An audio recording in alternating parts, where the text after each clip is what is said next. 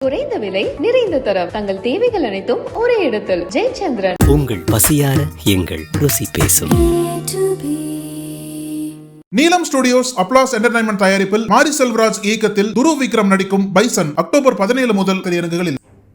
தருமபுரி மாவட்டம் பாலக்கோடு அருகே கொம்மநாயக்கனஹள்ளி புதிய தேசிய நெடுஞ்சாலையில் கடந்த 22ஆம் தேதி காலை அந்த வழியாக சென்றவர்கள் சுமார் 45 வயது மதிக்கத்தக்க பெண் ஒருவர் கழுத்தில் கத்தியால் குத்தப்பட்ட நிலையில் சாலையோரம் சடலமாக கிடந்ததைக் கண்டு அதிர்ச்சி அடைந்தனர்.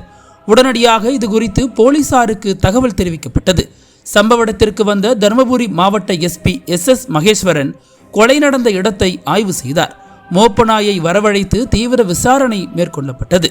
சடலத்தை கைப்பற்றிய போலீசார் பிரேத பரிசோதனைக்காக தருமபுரி அரசு மருத்துவக் கல்லூரி மருத்துவமனைக்கு அனுப்பி வைத்தனர்.